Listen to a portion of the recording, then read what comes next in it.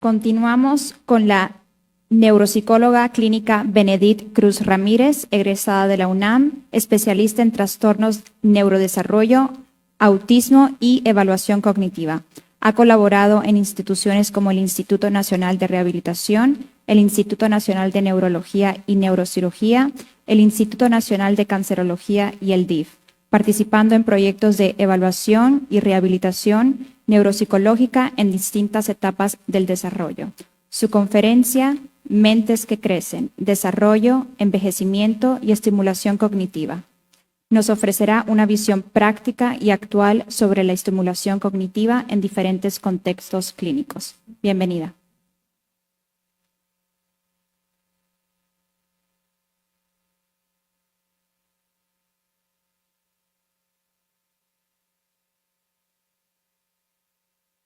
Listo, muchas gracias. Buenos días. El día de hoy les voy a presentar un tema que complementa justo el tema del doctor Paul Carrillo, y algo que es muy importante es el mantenimiento cognitivo.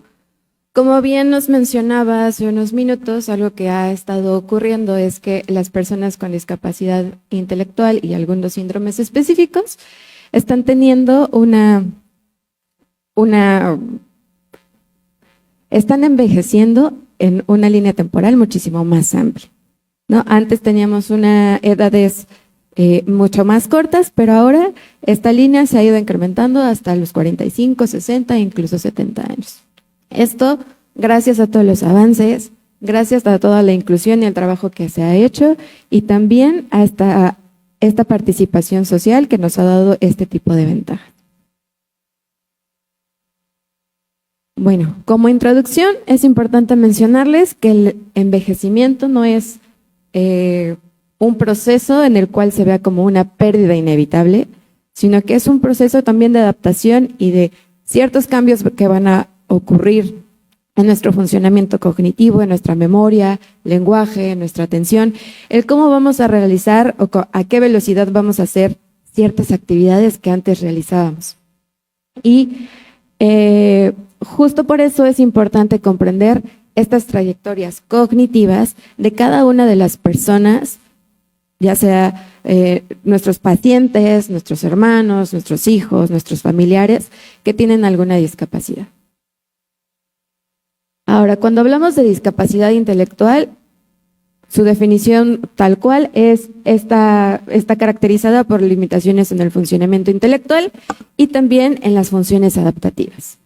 Claro, el funcionamiento intelectual, la capacidad de aprender, de solucionar problemas, generar cierto nivel de razonamiento, pero en general lo que a nosotros y a ustedes más les importa es la cuestión adaptativa.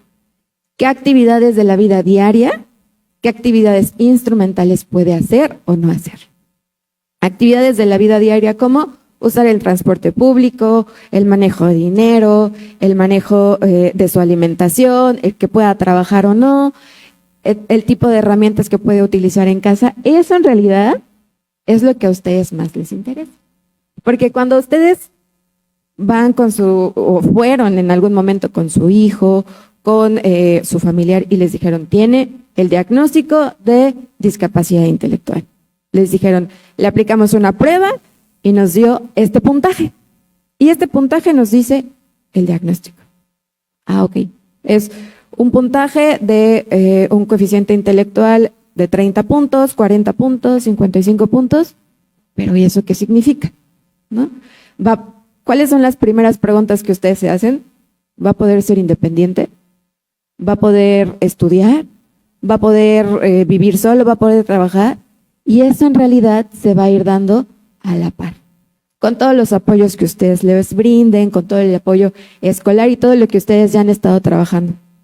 Como bien mencionábamos, esto en realidad pasó hace 30 a 40 años, ¿no? Cuando se abogaba justo porque las escuelas incluyeran a todos sus hijos, a que tuvieran educación especial, ahora es inclusión escolar, ¿no? Ahora inclusión laboral, ahora ya todos están en estos talleres y capacitaciones, bueno, algunos, no todos, pero los que están ahí ahora también se están preguntando, bueno, ¿y ahora qué va a pasar cuando se jubile o cuando ya se sienta lo suficientemente cansado para ya no seguir realizando las actividades que antes realizaba. Entonces vamos a hablar también de este otro concepto que es el deterioro cognitivo, que nos habla de una disminución en la capacidad de una persona para pensar, recordar, razonar y tomar decisiones más allá de lo que se considera normal para su edad. Y en realidad esto, el deterioro cognitivo, nos puede ocurrir a cualquiera, ¿no? Nosotros, conforme vayamos creciendo con o sin discapacidad intelectual, vamos a ir perdiendo o se van a ir disminuyendo ciertas funciones, como cuáles. ¿Qué tan rápido somos para tomar decisiones, ¿no? Por ejemplo, el tiempo de atención que estamos teniendo en esta conferencia no va a ser el mismo ahorita que el mismo dentro de 10 años, ¿no? A lo mejor a veces nos dispersamos un poco más, ¿no? Y esto va a ir ocurriendo, por eso es importante mencionarlo en esta charla y en específico, ¿por qué hablar de síndrome de Down? Porque es la primera causa de discapacidad intelectual. Y como ya nos mencionaban anteriormente, pues más del 80% de los adultos mayores a 40 años puede presentar algunos signos neuropatológicos que pueden ser compatibles con la enfermedad de tipo Alzheimer. Ahora ya nos mencionaban igual algunas condiciones que en las que puede presentarse discapacidad intelectual, no voy a ahondar mucho en ello, pero también es importante mencionar que todas las trayectorias cognitivas van a ser variables a lo largo del tiempo. Esta es una gráfica que me permití adaptar, porque la línea que nos importa es esta línea verde, que en realidad es el deterioro cognitivo o esta parte cognitiva. En una población normal sin discapacidad intelectual, en realidad, este primer punto se va a presentar muchísimo más adelante, a los 70 años. El deterioro cognitivo, el cual nos dice que hay algunas funciones que van a tener cierta dificultad, se va a ir presentando alrededor de los 40, 50 años, y el desarrollo de demencia a partir de los 50 años, el cual en una población normotípica pues se va a desarrollar muchísimo más adelante. Entonces, si nuestros hijos, conocidos, familiares, empezamos a tener una actividad laboral a los 20, 30, 40, ¿qué vamos a empezar a esperar en estos cambios que se ocurren de manera normal? Ahora, también es importante mencionar que esto en realidad es un promedio, ¿no?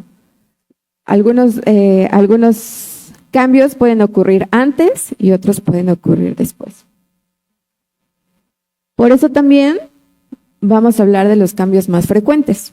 No quiere decir que estos cambios ocurran en todos, sino que son los que mayormente se han reportado.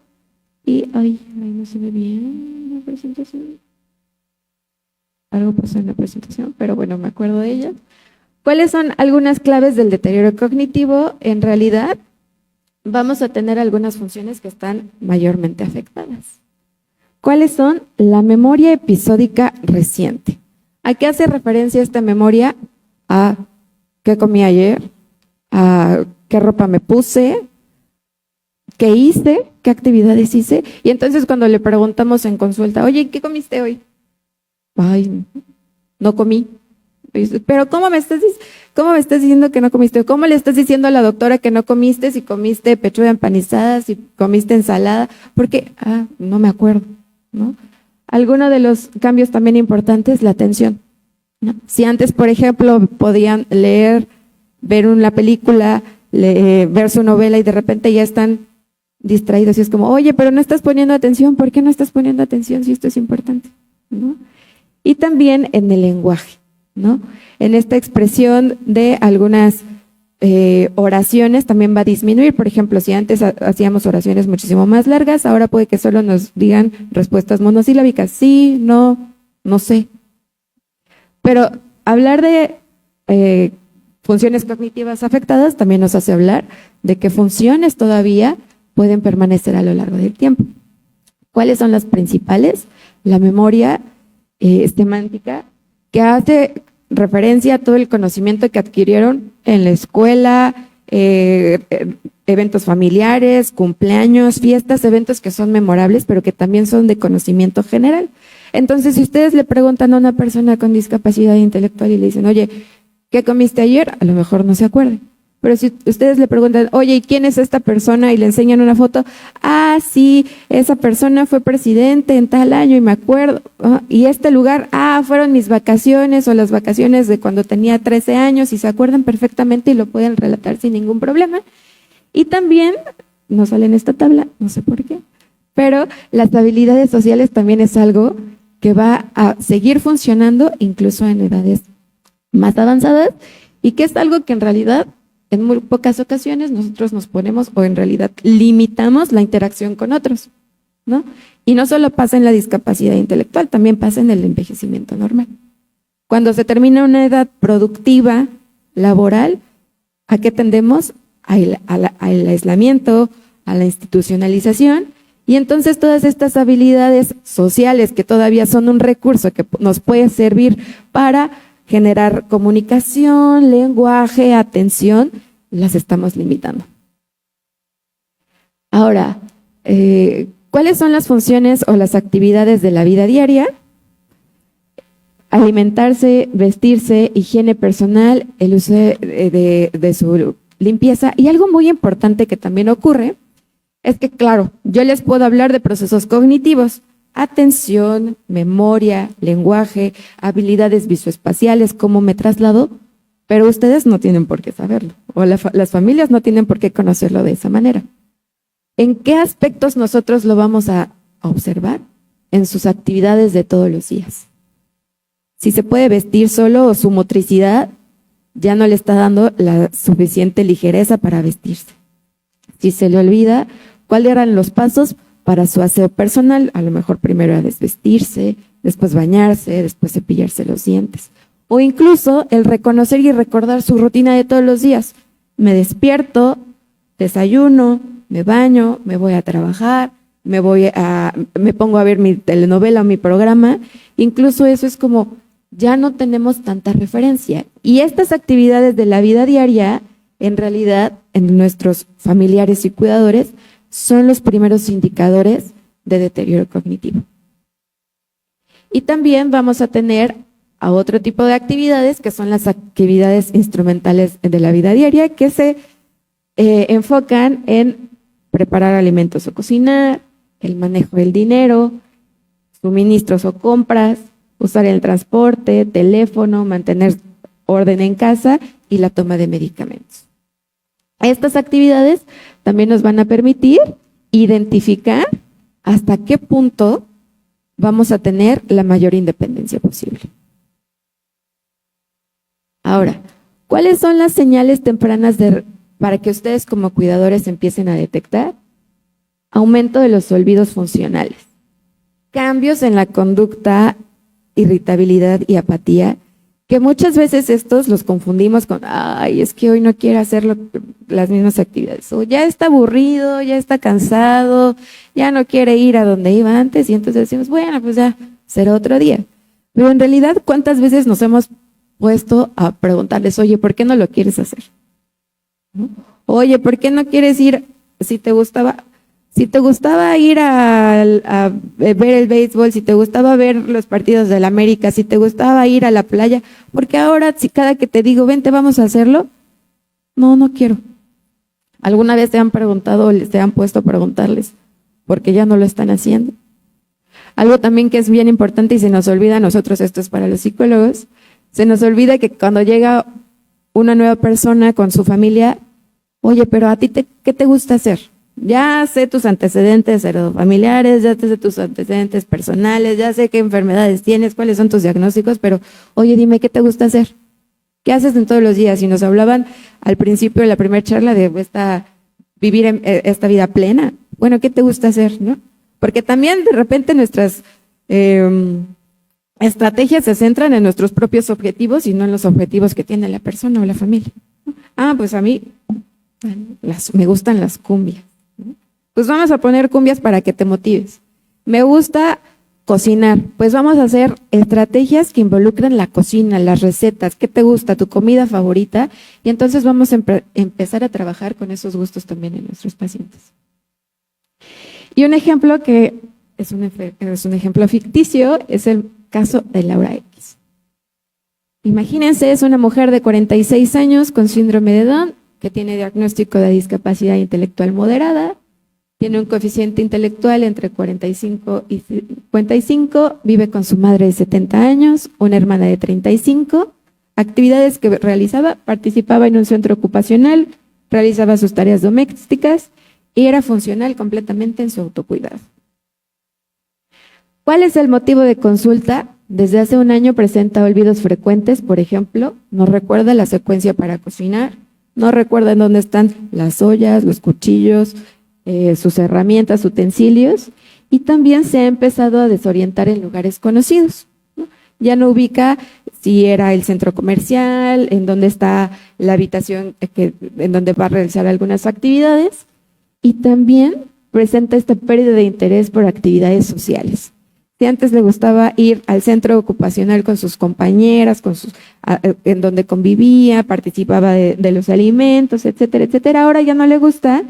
Y tenemos irritabilidad, es decir, se molesta, se retrae socialmente, ya se aparta del grupo, y también episodios de llanto sin causa aparente.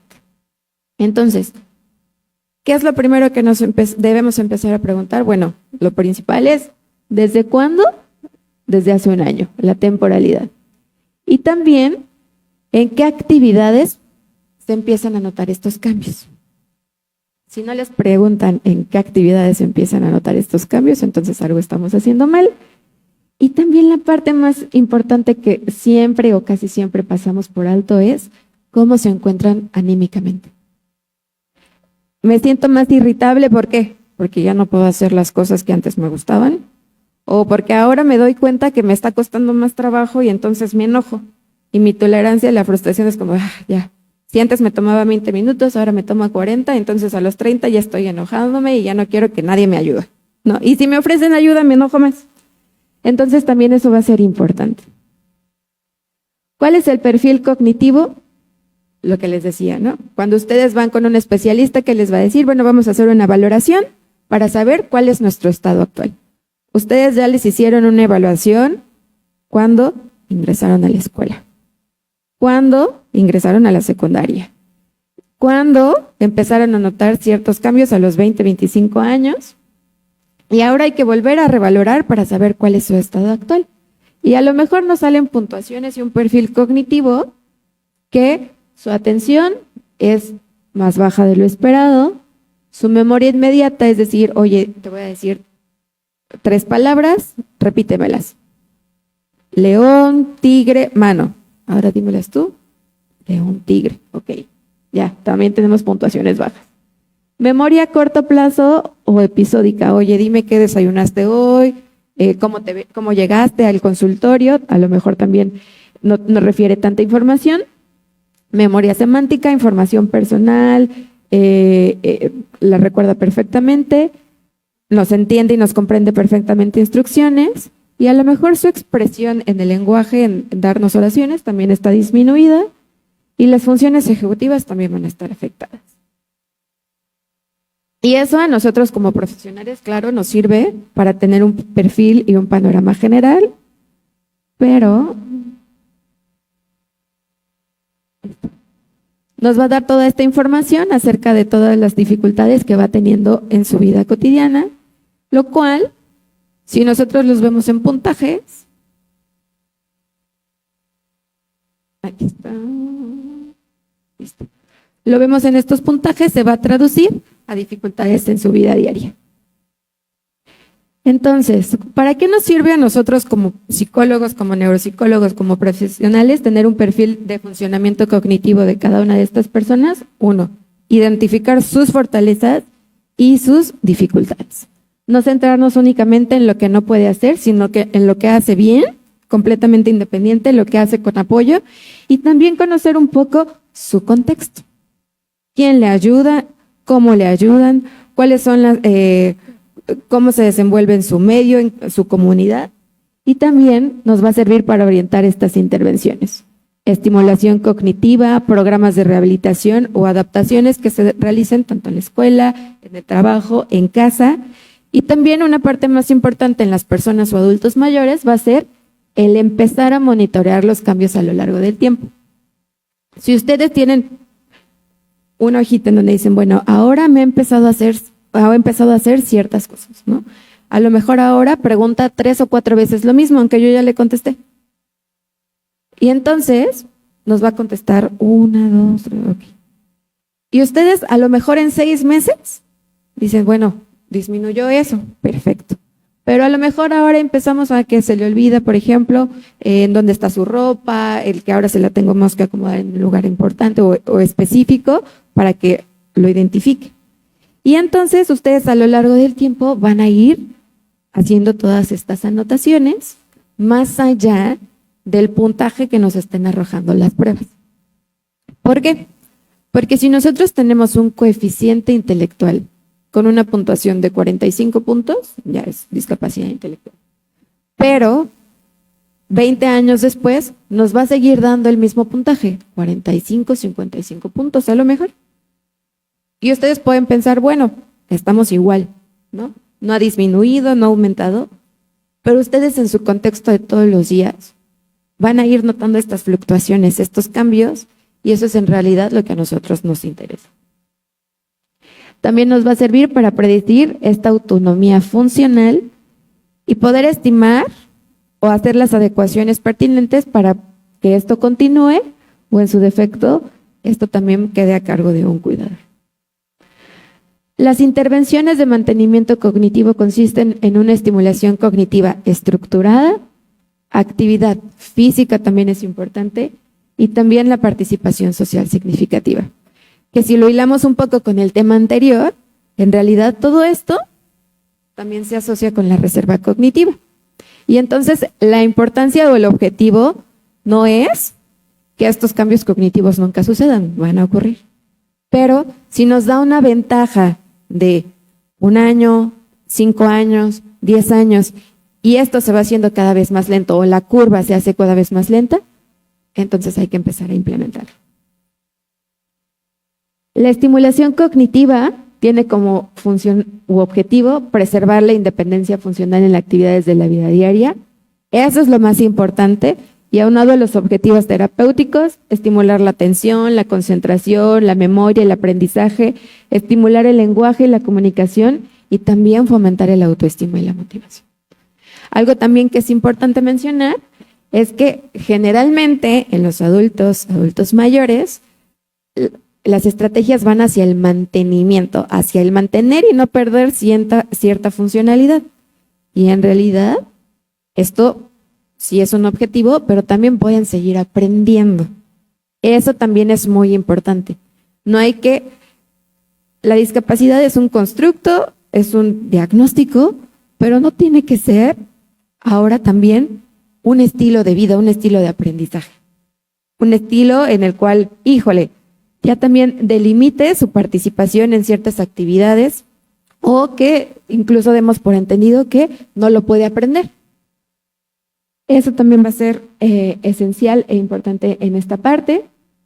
¿Y cuáles son los principios de la estimulación cognitiva y estructurada? Pues regularidad y rutina, ¿no? Que se implemente justo como dentro de todas sus actividades de la vida diaria en su contexto individual. ¿Por qué? Porque no es lo mismo Laura X que Robertito Z, que tienen el mismo puntaje en su coeficiente intelectual, cuando en realidad su contexto, su familia, sus cuidadores y las alternativas o la vida o su contexto previo también le pueden dar, le tienen que dar cierta individualidad en el proceso terapéutico. Y algo también muy importante va a ser la generalización al contexto cotidiano, traspasar las barreras del consultorio, traspasar las barreras de las estrategias que se le estén implementando en el ambiente laboral, en casa, sino que se lleve a todos los contextos en los que la persona participe, con amigos, con familiares, en el trabajo, en su vida diaria. En todos estos contextos se tiene que ver o se tiene que reflejar todo lo que nosotros estamos haciendo en la parte de estimulación. Y, no menos importante, tiene que ser coherente con los objetivos y expectativas de la familia y las personas. ¿Esto cómo lo vamos a ver? Desde el primer momento en el que lleguen a un consultorio y nos digan, es que yo quiero que empiece a hacer todo lo que no habíamos aprendido en 40 años. ¿Ok?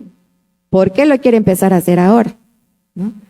Bueno, porque ahora queremos que empiece a manejar el transporte, que sea más independiente. ¿Y por qué no hacerlo antes? ¿O por qué no aprender cosas nuevas, pero con diferentes apoyos? Ok, ya tenemos el perfil cognitivo, ya habíamos visto que a lo mejor su atención estaba disminuida, que sus funciones ejecutivas estaban también afectadas, pero su lenguaje comprensivo y expresivo no tenía ninguna dificultad. Bueno, entonces con eso vamos a empezar a trabajar. Y bueno, esta tabla tampoco se ve, pero son algunos de los ejemplos que nosotros podemos ir haciendo día a día.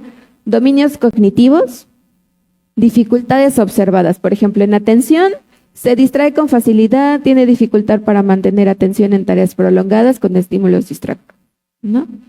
Ahora lo observamos con qué frecuencia, pues todos los días, y entonces hay que plantear objetivos que nos ayuden a que estas dificultades observadas ya no sean tan notorias o poder implementar estrategias que nos ayuden a mejorar esta atención, y eso con todos los procesos cognitivos superiores. Y algo que también es importante para las familias es que no es necesario que cada actividad sea una terapia formal, sino que lo esencial sea integrar esta estimulación en la rutina diaria que sea significativa y adaptada a sus capacidades individuales. ¿Cuáles pueden ser? Por ejemplo, si a Laura X le gustaba ver la novela de las 4, ¿no? Que no simplemente se quede en una actividad que sea totalmente sedentaria, que es estar sentada en el sillón, viendo, subiendo el volumen y listo durante 1 hora, sino que nos empieza a contar, a ver, ¿qué pasó en cada comercial? ¿Qué pasó ahí? Oye, platícame, ¿no? ¿Quién es ese personaje que sale? Pues es fulanito de tal. Y esta otra, pues se llama tal. ¿Y qué son, no? O qué hacen juntos y en contra de quién están. Y entonces ya generamos una dinámica diferente que no sea solamente estar sentada en el sillón, observando y siendo espectadores de una actividad que la podemos también sacar cierto provecho. ¿Cuáles podrían ser algunas otras actividades? Adaptar actividades de la vida diaria según el nivel de discapacidad intelectual. Ok, se me olvida en dónde están los utensilios, las ollas, los ingredientes, y a lo mejor tener etiquetas, tener todo listo, pero ir dando paso por paso. A ver, agarramos la olla. Ahora, después, ¿qué se hacía? No sé, caldito tlalpeño. ¿Qué necesitamos? Zanahoria, calabaza, jitomate, cebolla. Muy bien. Y entonces hacemos de una actividad cotidiana totalmente algo que nos puede ayudar para mejorar su atención, su concentración, su memoria, su lenguaje, e incluso la motricidad. Y también nos va a ayudar a fomentar esta reserva cognitiva. ¿Cuáles son los principales retos a los que nos frecuentamos o ante los que nos encontramos? Retos, sobrecarga y duelo anticipado ante padres y cuidadores. Cambios en el rol familiar. Claro, yo me hago cargo de mi hijo, de mi hija, de mi familiar con discapacidad intelectual, pero de repente ya no voy a ser yo, porque a lo mejor yo también ya estoy cansado. Y a lo mejor, como les decía al inicio, esta reserva cognitiva nos sirve a los dos. Y ahora, ok, vamos a cocinar, ¿no? Los dos lo hacemos más lento, pero seguimos estimulándonos los dos. Acceso a servicios especializados. Todo lo que ya habíamos hablado también. ¿De qué nos habla? De que necesitamos valoraciones, de que necesitamos que todo el control, chequeo médico esté bajo control, de que tengamos este acceso a una vida laboral, el que tengamos acceso a un apoyo emocional y bienestar familiar, que el dinero no nos preocupe, que el tiempo no nos preocupe, que podamos estar seguros de que va a estar bien, incluso esté solo o acompañado. Y también la planificación a largo plazo es algo que debemos que empezar a pensar. Ahora, claves para profesionales, no solo medir las habilidades cognitivas aisladas, sino comprender cómo se usan en la vida diaria. Adaptar estrategias según el perfil cognitivo, intereses, motivación y contexto de cada una de las personas. Integración de la estimulación cognitiva en contextos reales. Y también las intervenciones deben fomentar la independencia funcional, habilidades sociales y no dependencia terapéutica. Porque luego nos encontramos también que no hacen las actividades si no está el terapeuta, si no está la maestra, ¿no? También tiene que extrapolar y llevarse a otros contextos. Y, en conclusión, el envejecimiento en personas con discapacidad intelectual es igual que cualquier otra persona. ¿Ustedes qué dicen? Exacto, sí y no. ¿Por qué? Porque si hay una curva de deterioro que todos vamos a ir teniendo, lo único que es diferente es el tiempo. Así como yo ahorita puedo estar hablando, a lo mejor en 30, 40 años, tengo un proceso de deterioro cognitivo. ¿Por qué? Porque a lo mejor mi reserva cognitiva no leí tanto, mi vida era más bien sedentaria, no hacía tanto ejercicio, me alimentaba mal. Y a lo mejor el proceso de deterioro es muchísimo más rápido, ¿no? Entonces, es igual, pero el tiempo a lo mejor es en lo que más va a ir variando. Y como neuropsicólogos, psicólogos, educadores, nuestra meta no solo es mejorar puntuaciones en pruebas, sino funcionalizar la cognición. Hacer que cada habilidad trabajada tenga un impacto real en la vida cotidiana, dentro de la clínica, la escuela y la comunidad. Y muchas gracias.